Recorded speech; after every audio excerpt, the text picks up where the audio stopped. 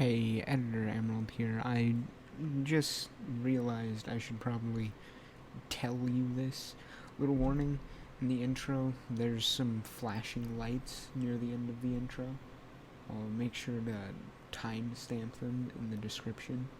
And if you're seizure prone, then I suggest you skip over that. Anyway, enjoy the video. So Disney. Yeah, I've gone too long without bringing up this little rat. Yeah, Disney. The bad live-action remaking, terrible TV sitcom making channel. Oh yeah, we're talking about Disney Channel. Specifically, Disney Channel's various animated shows. Everyone knows Disney Channel has some great animated shows on it, like Gravity Falls, or Wander Over Yonder, or Star vs. the Forces of Evil, except the finale. And I still stand that Wander Over Yonder getting cancelled was some absolute bullshit. But we're not talking about the absolute rage that Wander Over Yonder's cancellation gives me. Today we're talking about a show made by one Dana Terrace. A show originally pitched to Disney about an old lady living in a world where monsters and demons and magic are real. But then Disney informed Dana that small children probably wouldn't get enjoyment out of the show because it was about an old lady. So Dana decided to change the plot to where it was about a nerdy teenage girl who gets lost in a strange world where monsters and demons and magic are real. What's the name of that show? Who the fuck am I kidding? You probably already read the title. It's The Owl House. The Owl House has been getting non-stop praise and constant discussion, talking about its amazing representation of people of color, its amazing representation of LGBTQ plus people. So, is The Owl House worth all the hype? Yeah, I guess so. And I'm gonna tell you exactly why on this new episode of a true critique of The Owl House. Season 1. But you know, it's been getting so lonely here in the White Void, and I think I should phone a friend, call someone up. And I was doing all that demon research last episode, so who should I call? I know. Said they really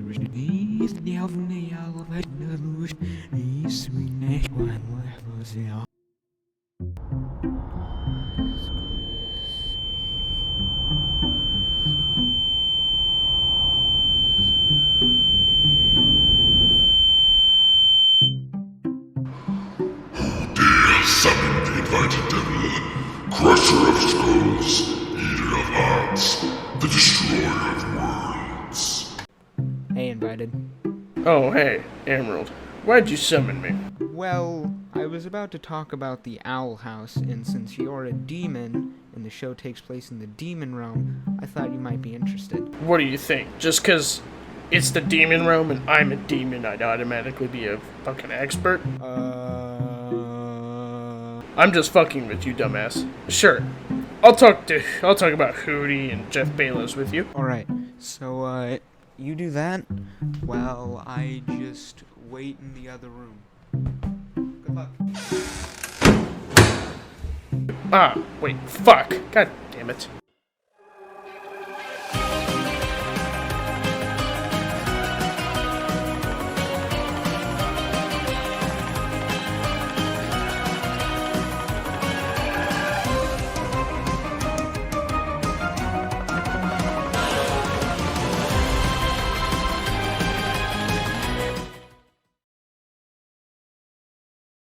Well, before I talk to you guys, I gotta make this place a bit more, stylish. But anyways, he said I have to talk about the plot since he kind of forced me and summoned me here, yada yada, you get the point. You kind of saw at the beginning, as, you guys saw. But nonetheless, I agreed to make this video with him, so let's get on with it. Follow my Twitch, by the by, you won't be disappointed. The Owl House follows Luz Nocita. I think I might have said that right, but I probably pronounced it wrong. An eccentric teen girl who likes reading manga, watching anime, and unleashing snakes upon fellow students, who's originally actually not accepted by Disney, by the way, because they said, oh, this is, well, because, it originally wasn't actually the Luz. It was originally just the old lady, Ida, but Disney didn't accept that, so she changed it to a nerdy teenager. But, Anyways, since that's not seen as like acceptable behavior in human society, nowadays at least, unfortunately she's forced to go to a summer camp that's supposed to quote-unquote fix her behavior. But before she gets on the bus, some little owl shit steals her book, and Luz chases them through a strange door that leads to another dimension, obviously. That's kind of how the show started. She then meets Ida, the owl lady. You'll find out why she's called that in a sec, don't you worry. She sells human items, even though she has no idea what they are or if they're any good.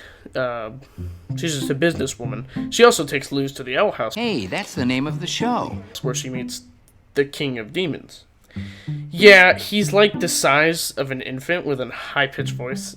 He's also voiced by the same person who voices Bill Cipher, Alex Hirsch. I've got some children I need to make into corpses! Luz then agrees to help them out from getting stuff from the Conformatorium, a place where all weirdos and deformed people are kept. After she helps out, she decides to stay on the Boiling Isles instead of at summer camp and lies to her mom. And later in the story, there's actually another plot point with that, where there's a fake Luz in the real world. Now, let's skip forward a bit. So, Luz gets scammed by the wizard she makes friends with, and an enemy at a wizard school, and eventually discovers why Ida is cursed to become an owl beast. See, I told you why her name would come into play later. Anyway, Ida needs to drink elixirs to stop it, but soon she finds out they won't work anymore, because, well, they're stupid. And eventually, after a failed attempt from Luz to try and steal something to heal Ida, Luz gets captured by Lilith, and after Ida tries to save Luz, Ida gets overtaken by the curse, and then gets captured by Lilith. And Lilith thinks that Jeff Bezos will heal Ida, which, by the way, is really fucking stupid of her to think. And personally, I don't. Her character's not my favorite. But, anyways, so Bezos doesn't heal Ida, obviously, as the expected turn of events, and tries to turn Ida into stone instead.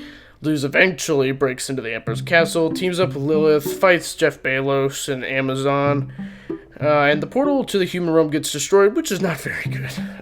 Then Lilith casts a spell that makes both Ida and Lilith share the curse, and both of them lose their magic. So now, Luz has to teach them like those paper spells, which doesn't go well at first. So, what did I think of the plot? Well, personally, I thought it was a pretty good plot. At first I wasn't very interested in it, but then later in the show I started liking it. Actually, Emerald is the person who showed me the plot in the first place. I thought it was pretty good. I enjoyed Jeff Bezos. He's probably one of my favorites, especially seeing his face and everything was kind of badass, and like figuring out he's a human. I thought that was pretty cool. But anyways, Emerald's gonna tell you about the characters. Where's that little shit anyway? I was wrong the whole time. That's no Snaggleback. That creature is...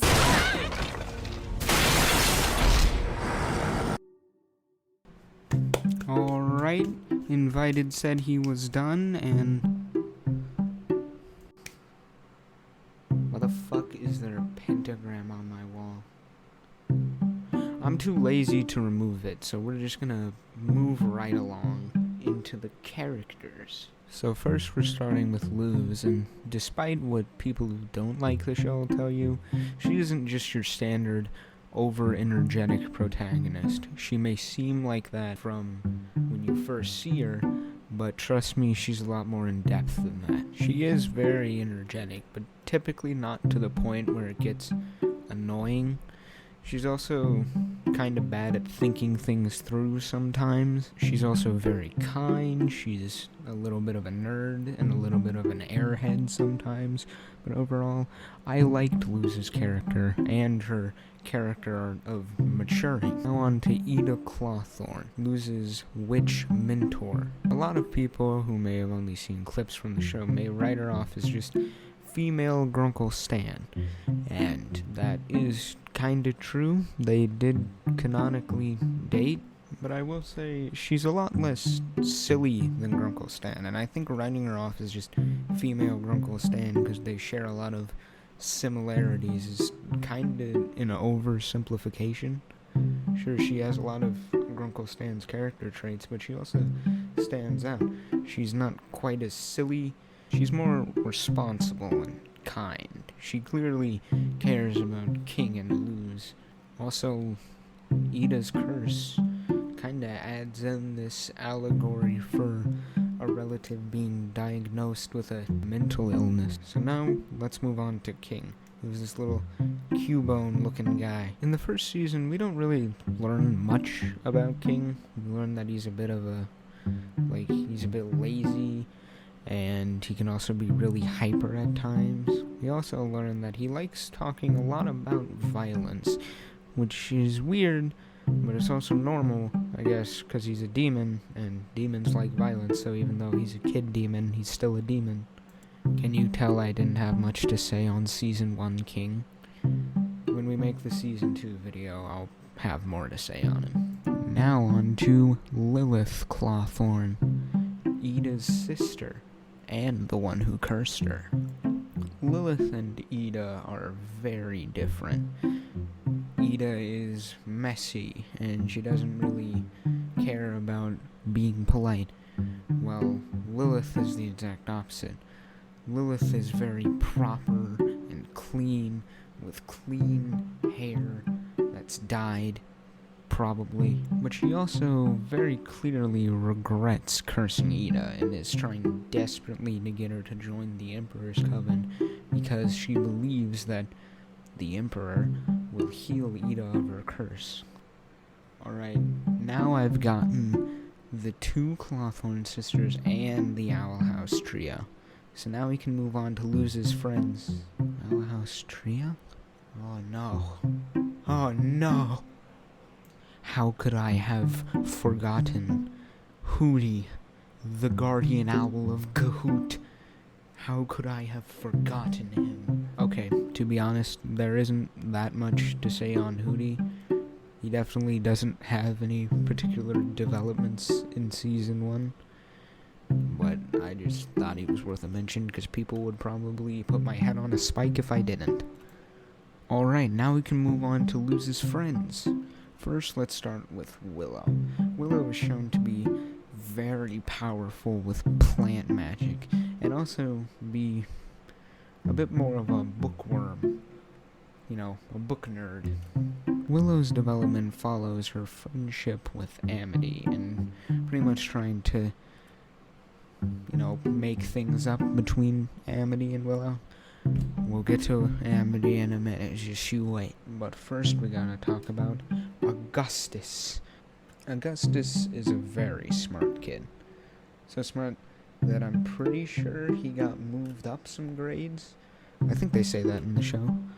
Obviously, a lot of Luz's friends are smart, but Augustus was smart enough to be moved up grades. He also is shown to have an appreciation for human technology and human relics. You can't see them, but I'm putting up quotation marks, and I'm probably putting a big word that says relics with quotation marks, because they're not relics, they're just shit we still use. He loves human things so much that he even has a Human Appreciation Society club, which is pretty epic. I don't think we're that interesting, but alright. Go off, Augustus. Yes, I know they call him Gus. I'm calling him Augustus because I think it's funny for some reason. Now on to Amity. Amity Blight starts off seemingly as your stereotypical bully, rich kid. You know, she's super mean and sarcastic to Willow. She's always acting snarky and goes crazy when she doesn't get to be top student anymore. But they change it from Amity being this stereotypical bully to actually getting a accurate representation of what bullies are like. And slowly throughout the season, we see Luz and Amity develop their friendship, which eventually, for Amity, at least in Season 1, becomes a bit more than friendship. But now, we can talk about the villain of the series, Emperor Belos. Emperor Belos was very surprising for me, pretty much because of the way he spoke. When I saw the images of Emperor Bellos that were put online and were in the trailer, I assumed he was going to have this deep voice, that he was going to sound like the Lich, but I actually think the voice they got for him was more fitting. It sounds prim and proper. He sounds so calculated. And of course he sounds fancy. And it's still up for debate if he's human or not, considering the fact we never see him cast a fucking spell in his life. But Bellos is a very threatening antagonist. He's actually also an interesting antagonist, because he makes you, wonder, is this guy human? Why isn't he casting any spells? Why is he so mean to wild witches? Why is he very clearly lying about what the Titan says a lot of the time?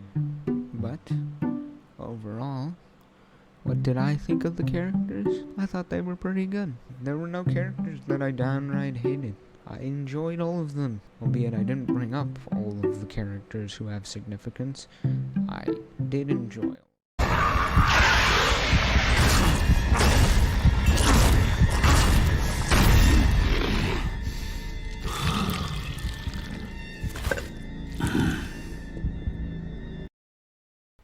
Alright, so now I actually have to talk about the animation.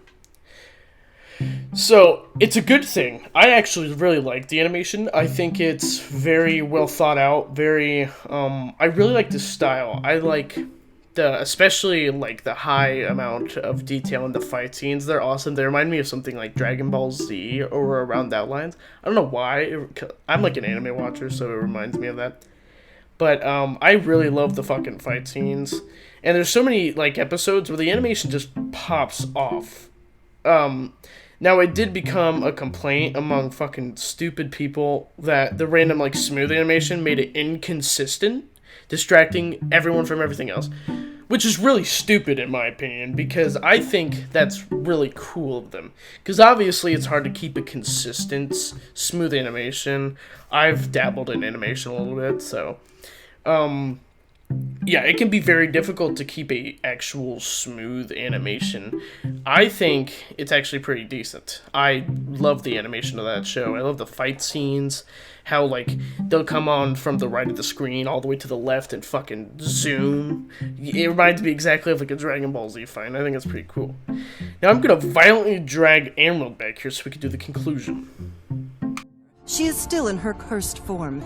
Once you've healed her as promised, I am sure she will become a useful asset to the Coven.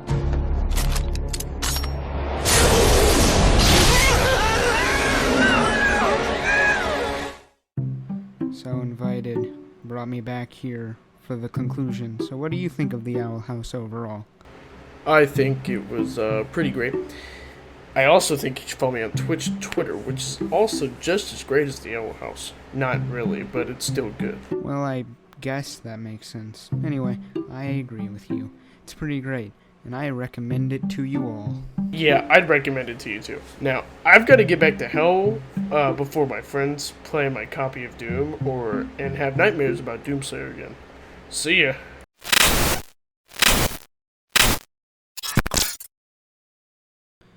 Well, that just happened. Looks like he took the pentagram with him, as well as the entirety of my white void. So looks like I'm gonna have to find another room in my house to record in. But maybe you guys will like what I pick. I don't know what I will pick, but I'll pick something. But I'm gonna miss my white void room. Damn you, Invited. Anyway, this is the outro now. Like the video if you liked it, dislike it if you didn't. If you really liked what you saw, maybe you could subscribe and hit that stupid notification bell to get notifications for my videos. Maybe you could share it with your friends. Who knows? I don't. I'm stuck in a black void now. But anyway, I hope you enjoyed, and I'll see you next time as we delve into the unknown.